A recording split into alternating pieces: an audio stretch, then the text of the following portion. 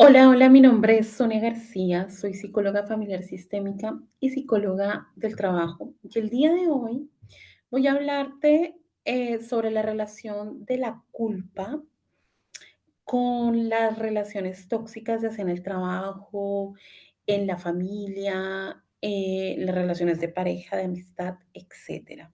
¿Ya? Bueno, quiero decirte que esta es la segunda vez que voy a hacer el video. Estaba grabando, pero estaba grabando sin sonido. Entonces, sí ves que estoy un poco como con una expresión en el rostro extraña, es por esa razón, ¿vale? Estoy haciéndole frente a mi frustración. Bien, bueno, el día de ayer el canal estaba cumpliendo 6 años. Yo lo comencé el 16 de octubre del 2018. Es decir, que el canal está cumpliendo 6 años. Quiero agradecerles todas las suscripciones, likes y apoyo que me han dado. Bien, bueno, vamos a abordar el tema, la culpa. La culpa es una emoción construida socialmente, es decir, a diferencia de las otras emociones, ¿no? De las emociones básicas, tristeza, alegría, amor, miedo, am, disgusto. La emoción de la culpa es una emoción más compleja, ¿no? Como la ansiedad. Son emociones complejas porque están determinadas, digamos, dentro del contexto social, ¿no? Es decir, vienen, digamos, están influenciadas por el contexto social. Todas las emociones, esta película de dibujos animados, la de Inside Out o Inversamente, creo que se llama en español, nos ha hablado sobre las emociones básicas, ¿no? Las emociones básicas responden a unas necesidades biológicas. La tristeza em, responde digamos, o tiene como función aislar al individuo, ¿no? Y responde a una necesidad de retiro, de autocontención y sirve para llamar la empatía de los otros, ¿no? Para apelar a la empatía de los otros. La alegría, su función es conservar la vida, ¿no? Conservar y favorecer estados vitales o acciones que van a favorecer la vida, ¿no? El amor igualmente, ¿no? Y sirve también para prepararnos para la sexualidad, la reproducción, el disgusto para protegernos de situaciones que puedan ser desagradables para nosotros, el miedo a protegernos de algún peligro, defendernos o atacar. Entonces, en realidad todas las funciones tienen la función de adaptarnos mejor al ambiente, fluir y adaptarnos mejor a la realidad, ¿no? Eso cuando las emociones están equilibradas, pero cuando están desequilibradas, pierden su carácter regulador, ¿no? Y entonces ya no somos nosotros quienes gestionamos y regulamos la emoción, sino que es que la emoción nos controla a nosotros y es allí cuando reaccionamos en lugar de responder, ¿no? Por eso es importante el equilibrio en las relaciones, ¿no? Mm, y bueno, o sea, ya hablando concretamente de la culpa, del sentimiento de culpa, de la emoción de la culpa, porque es una emoción construida socialmente. Las emociones son energía en movimiento y son pasajeras. Por eso se dice que no debemos dejarnos llevar por las emociones porque luego viene el arrepentimiento y muchas veces este arrepentimiento viene dado por un sentimiento de culpa, no por una emoción de la culpa. La culpa es un afecto doloroso que surge de la creencia de haber transgredido las normas sociales al haber llevado a cabo una conducta o por omisión de esta, ¿no? O por no haber hecho esa conducta. que es una emoción construida socialmente.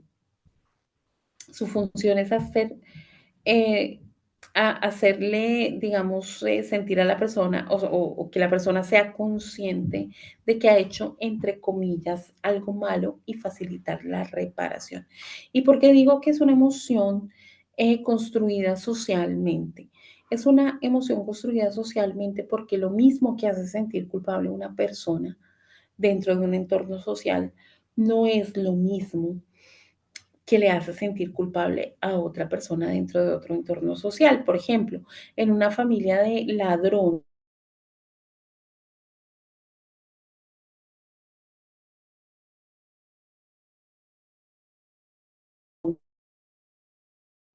o de criminales o por no gustar, ¿no? ¿Mm? Y, por ejemplo, en una familia de personas honestas, una persona puede sentirse culpable justamente por robar, ¿no? Aquí se me viene un poco esta película de Matilda. Es una película eh, para niños, ¿no? De los años 90. Y en esa película, en Matilda, por ejemplo, el padre quería hacer sentir culpable a Matilda por pasarse los días y el tiempo leyendo en lugar de ver televisión como la gente normal, ¿no? Según lo que él decía, ¿no? Entonces, es eso, es decir, que la culpa es una emoción construida socialmente y que va a depender del entorno social donde está el grupo social y las reglas implícitas o explícitas de ese grupo social, eh, que la culpa, nos vamos a sentir culpables o no de ciertas cosas, ¿no? Es diferente la vergüenza porque aunque se parecen, la vergüenza da como resultado el aislamiento social y es más devastadora, ¿no? En cambio, la culpa trae como consecuencia la autocrítica y ese dolor que genera lo que busca es reparación del daño causado, ¿no? Y digo daño causado entre comillas, porque muchas veces es daño causado según el punto de vista de un grupo, pero no puede ser un daño objetivo, ¿no? Es decir, en sí la culpa no es mala, o sea, sirve, es un, digamos, como un ente interno que sirve para regular nuestro comportamiento, ¿no? Para que nuestro comportamiento sea adaptado a las leyes, al código penal, a las leyes que rigen la sociedad, ¿no? Si nadie sintiera culpa, pues el mundo sería mucho más violento de lo que ya es, ¿no? Am, entonces, la culpa la función es servir de alarma interna para regular nuestro comportamiento sin necesidad de controles externos, ¿no? Y sirve para, como decía, reparar entre comillas el daño causado. ¿Y por qué digo entre comillas? Porque sí, porque muchas veces la culpa puede venir por haber causado un daño, ya sea intencional o no intencionalmente, ¿no? Pero muchas veces ese daño causado no es tan objetivo o es más bien un daño, digamos, desde el punto de vista de ciertas personas, ¿no? Porque esa culpa puede ser introyectada eh, digamos, ¿no? De manera para hacerle sentir a la persona que tiene una responsabilidad excesiva de la que realmente tiene. Por ejemplo, una persona con dependencia emocional y que tenga miedo al abandono puede sentirse más fácilmente culpable que otra, ¿no? Un niño que está en plena formación y desarrollo de su personalidad puede, digamos, ser manipulado para sentirse culpable más fácilmente, ¿no? Ah, porque el daño causado, ¿no? Muchas veces no es un daño objetivo, lo que decía, ¿no? Muchas veces puede ser utilizado para de la parte de una persona para manipular y controlar y chantajear el comportamiento de una persona, ¿no? Por ejemplo, si estoy en una relación tóxica, y eso, de eso voy a hablar ahora, o si estoy en una familia tóxica, eh, o digamos, tengo una madre narcisista, por decirlo de alguna manera, mi madre me puede hacer sentir culpable por hacer mi vida, por salir con mis amistades, etcétera. Entonces, yo en realidad no estoy haciendo nada malo, por eso digo daño entre comillas, ¿no? Porque en realidad no estoy haciendo nada malo, simplemente estoy haciendo uso de mi libertad, de mi vida como adulta, ¿no? Estoy construyendo mi proyecto individualizado como persona adulta, ¿no? Y mi madre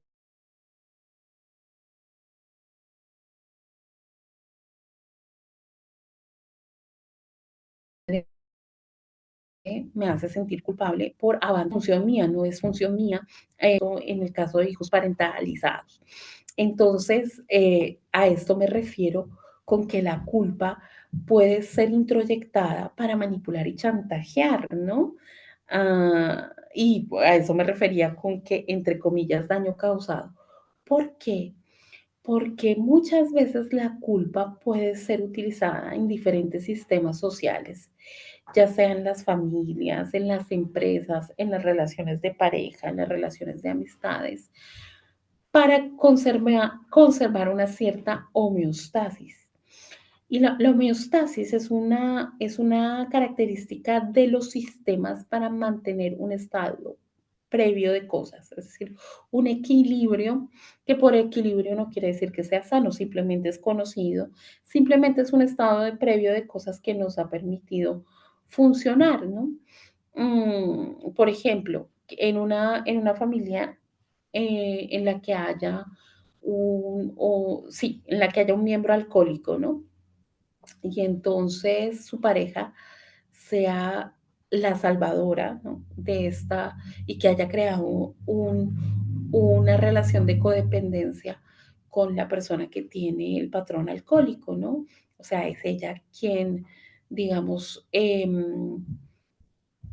está allí de salvadora, cumpliendo ese rol, esa función de salvadora y que no quiere que su pareja asista a, a Alcohólicos Anónimos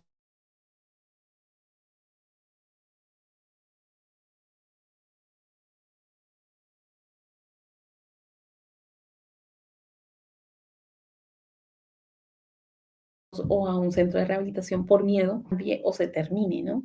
Entonces, digamos, que una cierta situación, incluso podemos dejar de abrirnos a cambios beneficiosos para nuestra pareja, para nuestra familia, para nuestra vida, porque atentan contra la homeostasis. En psicoterapia, la homeostasis es definida, o sea, en psicoterapia desde el enfoque sistémico, la homeostasis es definida como una resistencia al cambio, ¿ya? Ah, y una resistencia para conservar un estado de cosas, un status quo, aunque ese status quo sea disfuncional. Entonces, la culpa, digamos, cuando la culpa está desequilibrada, cuando hay un exceso de culpa, ¿y cómo me doy cuenta que hay un exceso de culpa? Cuando tengo dificultad a decir que no, cuando, eh,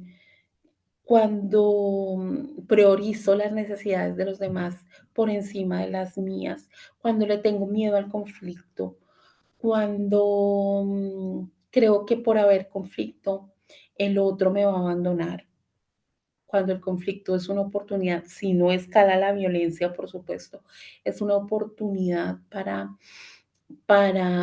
que la relación evolucione.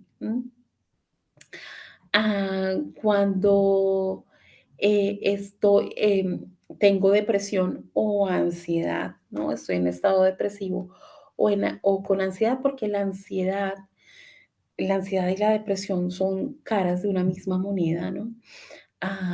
Y la ansiedad se genera porque mi sistema nervioso siente que no se puede fiar de mis acciones, es decir, porque yo estoy en continua incoherencia conmigo misma, es decir, que estoy diciendo que sí cuando quiero decir que no y estoy diciendo que no cuando quiero decir que sí por miedo a decepcionar a mi alrededor o por miedo a no cumplir ciertas expectativas o que me abandonen si no cedo, ¿no?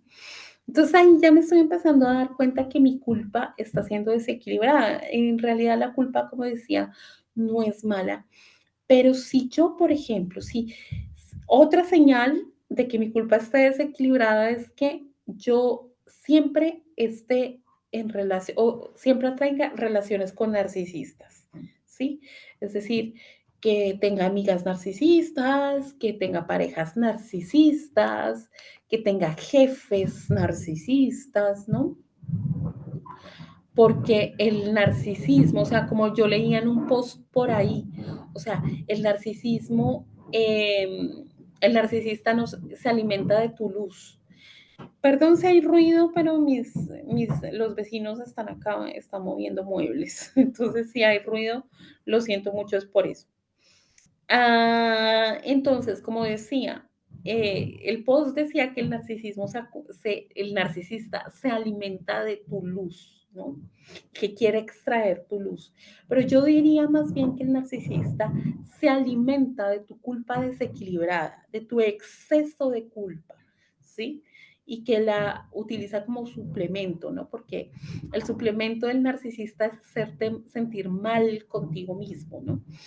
Y ese sentirse mal muchas veces puede estar traducido por una culpa desequilibrada, que yo me siento excesivamente culpable cuando no debería sentirme tan culpable, ¿no? Entonces, esa también es una señal que que mis emociones de culpa están siendo excesivas y por tanto patológicas, ¿no? Porque la anomalía en la culpa puede ser por exceso, ¿no? Puede sentirme excesivamente culpable, ¿no? Y la culpa es este afecto doloroso que es como una especie de autocastigo, porque si yo me siento culpable, me voy a estar castigando consciente e inconscientemente, sobre todo inconscientemente. Entonces esto hace que a la larga yo entre en estados depresivos y de ansiedad, ¿no? Y de ansiedad por lo que te explicaba, porque mi sistema nervioso siente que no se puede fiar de mis acciones y activa el sistema simpático, que es el sistema que nos permite reaccionar a los peligros como si yo estuviera en un constante peligro cuando en realidad no lo hay, ¿no? Y esto es porque mi culpa patológica me pone en situaciones en las que yo estoy incoherente, en las que estoy siendo incoherente conmigo mismo por favorecer al otro, ¿no? Porque el otro no se enoje, porque el otro no me abandone, etcétera, ¿no? Y también puede desencadenar en un trastorno obsesivo compulsivo, porque también la culpa, pues, digamos, como que la persona puede sentir que por no hacer cierto ritual, ¿no? El trastorno obsesivo, eh, digamos, me sucedan ciertas cosas, ¿no? Esto como una idea patológica de que merezco un castigo por no hacer las cosas en cierto orden, ¿no? Que esto es muy propio del trastorno obsesivo compulsivo, pero como te decía, la culpa anómala también es por falta de culpa, por estar ausente completamente, ¿no? Y esto es, por ejemplo, esto se presenta en la triada oscura, ¿no? La triada oscura es narcisismo, psicopatía y maquiavelismo. ¿Ya? Y fíjate cómo es interesante que cuando una persona tiene exceso de culpa o culpa patológica, atrae personas con falta de culpa, con personas narcisistas, maquiavélicas. ¿Te das cuenta? Entonces de ahí la importancia de regular mi culpa, de ver si mi culpa está desequilibrada, ¿ya?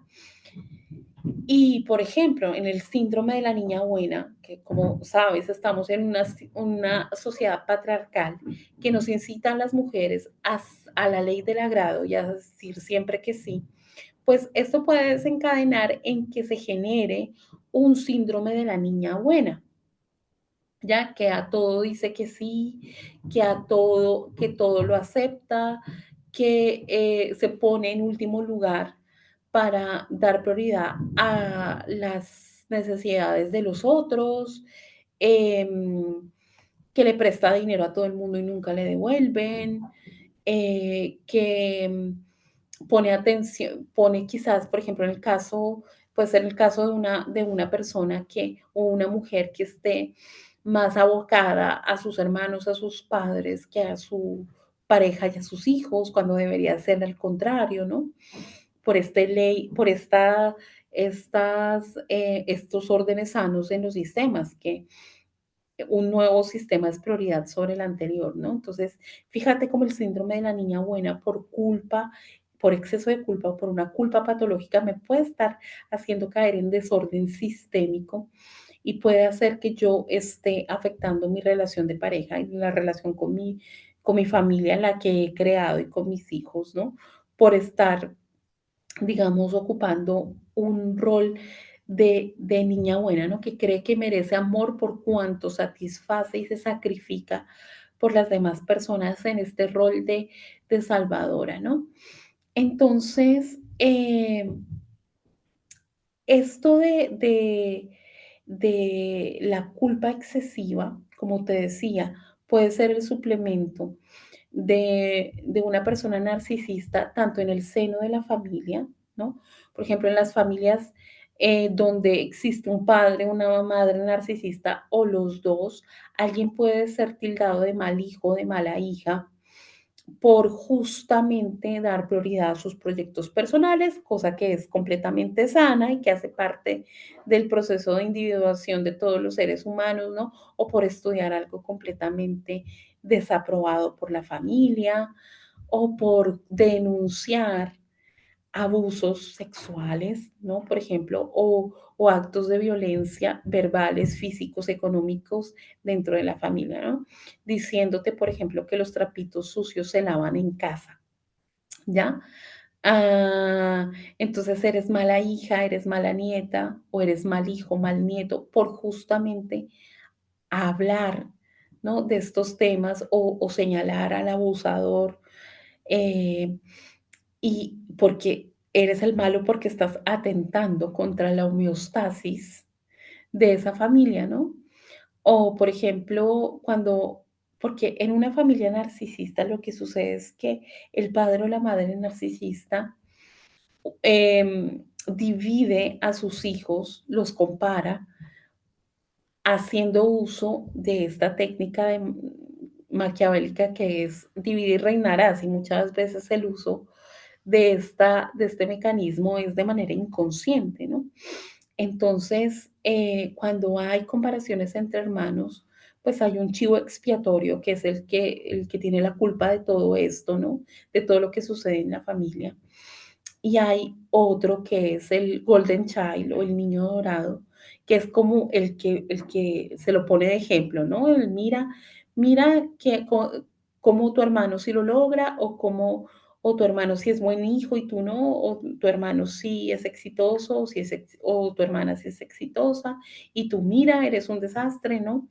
Y entonces, mi culpa patológica puede venir de allí, de este ambiente en el que yo estaba ocupando o un rol de chivo expiatorio, de que todo es mi culpa, de que soy mal hijo, o si soy un niño dorado, porque el niño dorado también sufre.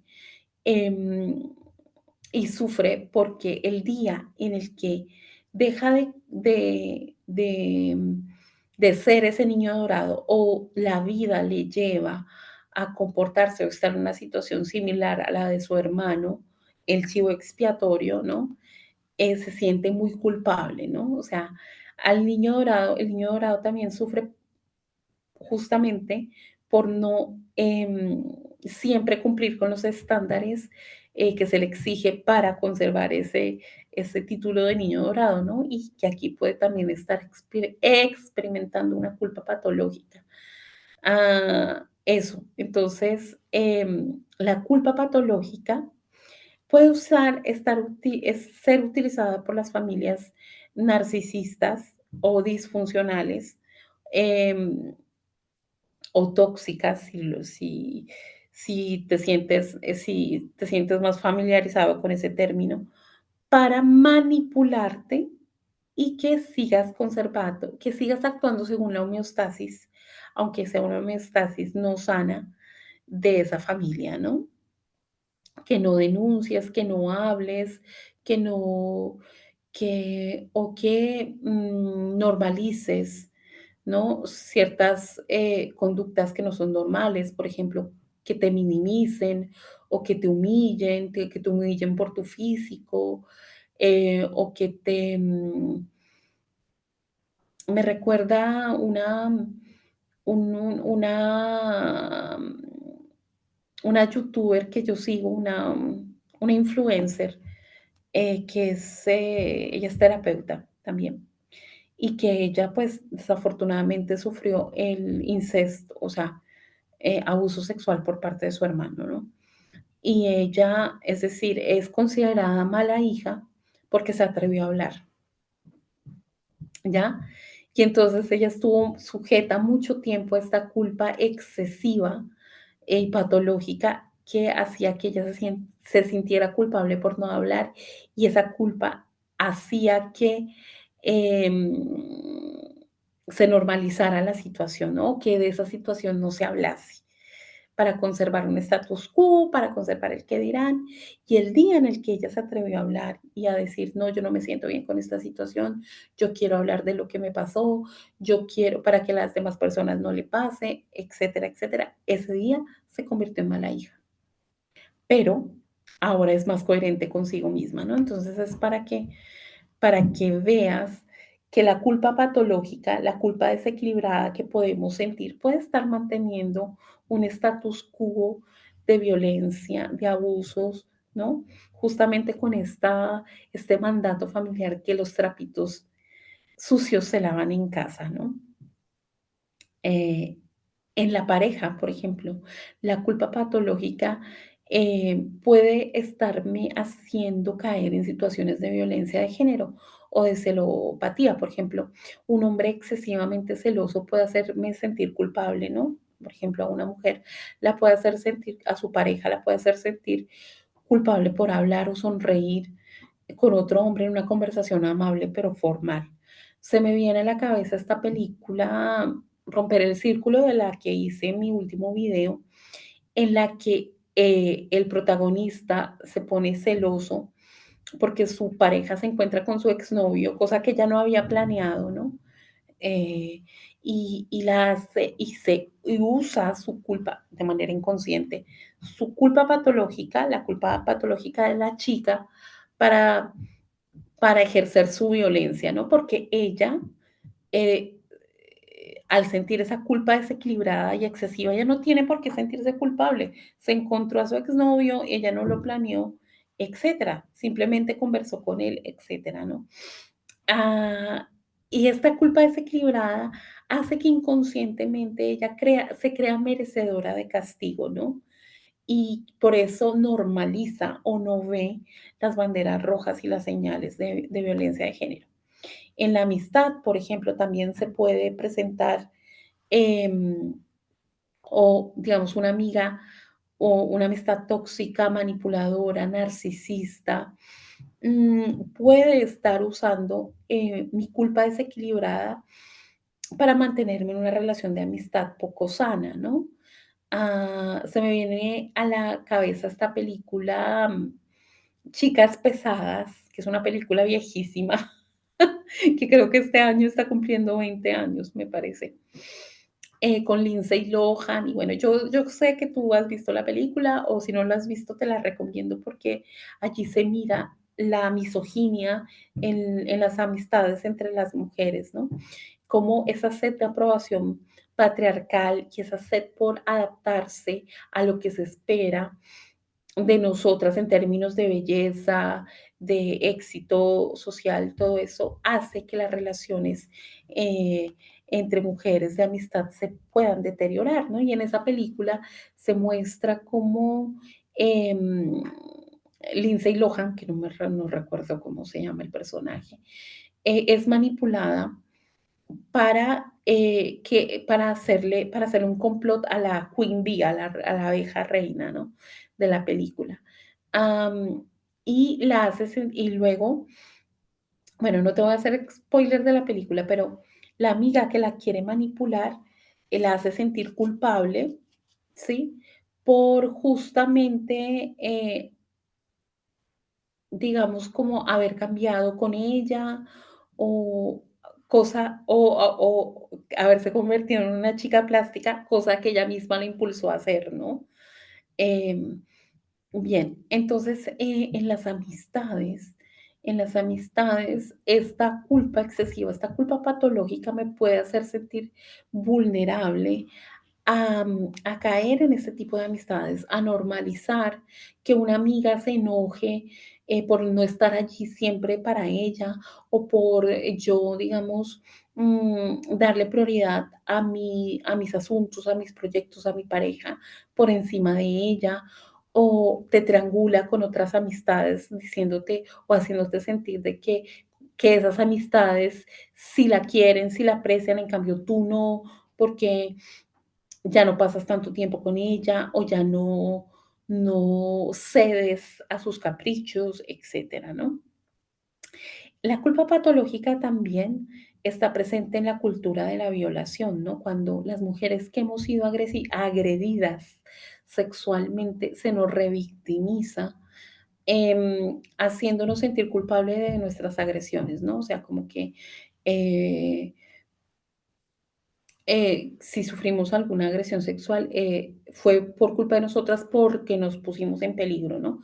Por cómo nos vestíamos o porque si andábamos en la calle solas, etcétera, ¿no? Entonces, eh, si yo me siento culpable, consciente, inconscientemente, de mi agresión, ¿no? Que aquí el único culpable es el agresor, que sí, que yo pude haberme predispuesto inconscientemente al peligro, pero eso ya es otro tema, pero el único culpable es el agresor. Y si yo me siento culpable de mi propia agresión, ¿m? Porque estamos en una cultura de la violación que yo pude haber internalizado, no ese juicio contra mí, yo lo pude haber internalizado hacia mí misma, también obedece a una culpa patológica, ¿sí? A una culpa desequilibrada, ¿ya? Y al culparme yo, estoy redimiendo al victimario, ¿no? Entonces, le estoy quitando responsabilidad, ¿ya? Y bueno, desde las constelaciones familiares, al quitarle responsabilidad, le estoy quitando dignidad al daño que me hizo, y sí me hizo daño, ¿no? Estoy como negando el daño que me hizo, y sí me hizo daño, y ese daño tiene que ser reconocido y ojalá reparado. Y pues si no lo repara la persona misma que hizo el daño, pues por lo menos trabajarlo yo en terapia, ¿no? Para sanar el trauma, porque esto, o sea, la violencia siempre genera trauma. Entonces, en la cultura de la violación, yo puedo ser más presa a sentirme o más vulnerable, a sentirme culpable de mis propias agresiones sufridas, ¿sí? Si tengo esta culpa desequilibrada, ¿no? Si le creo a las personas que me dicen que fue mi culpa, ¿no? Que me revictimizan, que me dicen que porque yo iba vestida así o porque estaba a esa hora en la calle o porque sí. Entonces, mira que la culpa, o sea, la cultura de la violación se alimenta de esta culpa patológica. Y en la empresa, en los sistemas empresariales, la culpa patológica se utiliza en los casos de acoso laboral y de, sí, y de síndrome del agotamiento en el trabajo. Es decir, la persona agotada emocionalmente puede sentirse excesivamente y desequilibradamente culpable por no haber estado a la altura, por no haber hecho lo suficiente, por no haber hecho más trabajo del que le exigían, etcétera. No, en los casos de acoso laboral, eh, donde hay un chivo expiatorio, y desde ya te quiero decir que si tú estás siendo víctima de acoso laboral y te están haciendo sentir que el mal funcionamiento de la empresa o de tu equipo, de tu departamento es tu culpa, no caigas en esa trampa. No puedes ser tú el responsable de todo el funcionamiento de una empresa, de un departamento, etcétera. no puede ser, es imposible, es humanamente imposible que una sola persona sea el responsable del mal funcionamiento de todo un sistema, que es un tejido interrelacional de elementos. Puede que tú tengas una responsabilidad, pero no eres el único o solo responsable o culpable de ese mal funcionamiento. Entonces, estas empresas que tienen prácticas agresivas y hegemónicas de management, estilos autoritarios de management, pueden estarse alimentando de tu culpa para justamente atribuirte un exceso de responsabilidad eh, en el mal funcionamiento, ¿no? Poniéndote como chivo expiatorio. No caigas en esa trampa. No te latigues con una culpa desequilibrada que no te pertenece, ¿ya? Y justamente quizás busca en tu historia personal, si de pronto no has crecido en una familia con padres demasiado exigentes o con un padre o una madre narcisista, ya sea uno o los dos, en las que habían comparaciones entre hermanos, si no fuiste tu chivo expiatorio de tu sistema familiar o golden child, un niño dorado, también esto genera culpa patológica, ¿no? Ah, y bueno, es decir, y por esto digo que la culpa desequilibrada genera, digamos, mantiene prácticas empresariales dictatoriales, porque la culpa desequilibrada, como dice una socióloga que yo admiro mucho, es el perro guardián de la hegemonía, o sea, es el perro guardián del status quo injusto y desequilibrado. Entonces, al tú sentirte excesivamente culpable, inconscientemente y sin proponértelo, estás em, haciendo que, y no denunciando y callándote las cosas y sufriendo en silencio, estás tú perpetuando inconscientemente prácticas autoritarias, em, dictatoriales, que van en contra del bienestar eh, psicológico de los trabajadores, ¿no? Pero entonces, ¿cuál es el origen de la culpa, no? Y en realidad el origen de la culpa es básicamente culpa por existir, ¿no? ¿Cómo así culpa por existir? Sí, porque inconscientemente alguna parte de nosotros ha asumido que nuestra existencia eh, ha generado dolor, ¿no? Por ejemplo, si, si por ejemplo, yo, por ejemplo, esto puede estar relacionado con las memorias perinatales, ¿sí? Con el proyecto sentido gestacional.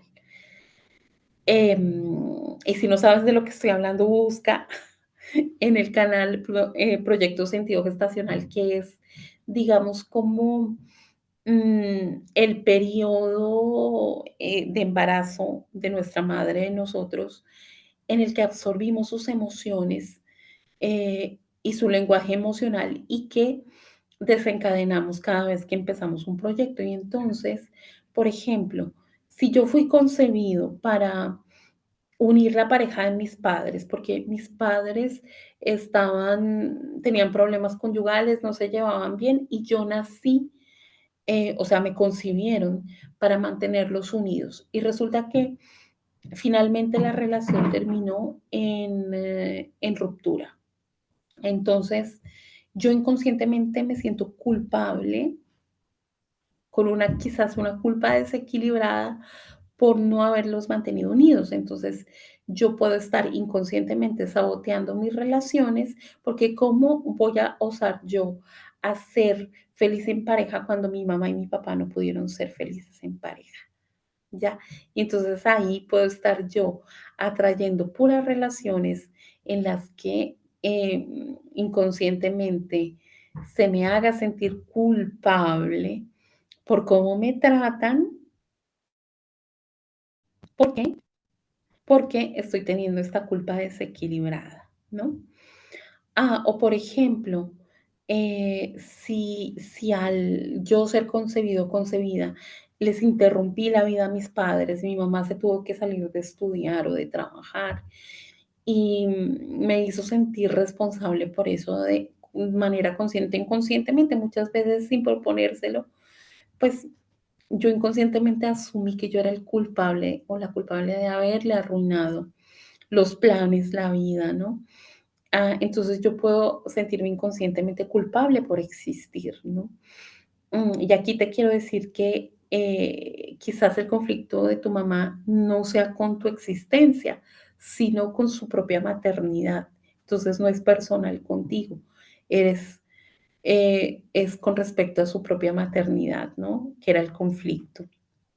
Ah, o esta culpa puede ser, por ejemplo, en el caso del síndrome del gemelo perdido, ¿no? Que tengo también un video en mi canal, mm, que mi vida gestacional en el útero de mi madre empezó con un bebé también, con mi hermano gemelo, y que mi hermano gemelo no sobrevivió. Esto es más común de lo que se piensa.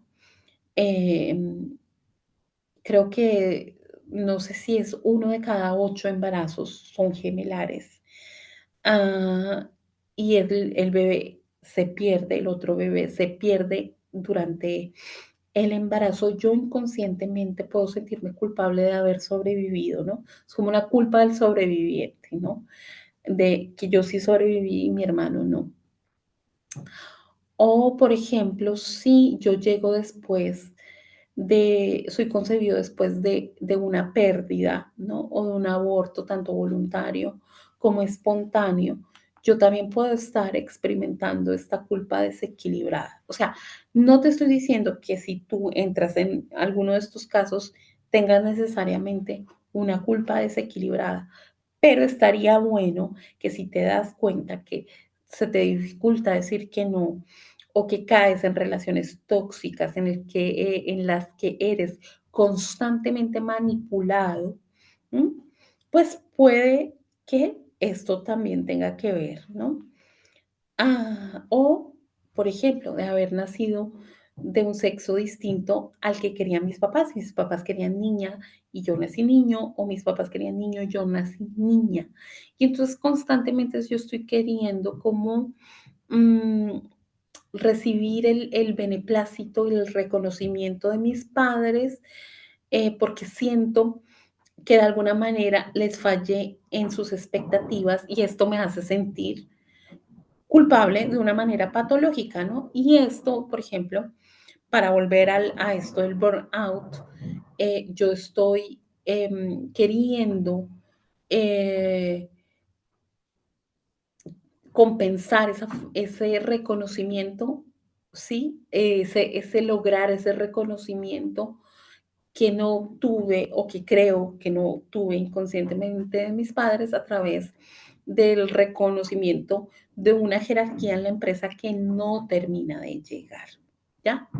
Entonces, fíjate cómo la culpa de este video fue para establecer una relación entre el desequilibrio de la culpa, que la culpa no es mala, pero si está desequilibrada, sí puede hacer que yo sea objeto de manipulaciones y de relaciones, que yo esté aceptando relaciones tóxicas, desequilibradas, con violencias implícitas, ¿no? Tanto en la empresa, en el trabajo, en la pareja, en la misma familia, por creer que no hago lo suficiente o que no soy suficiente, ¿no? Y esta,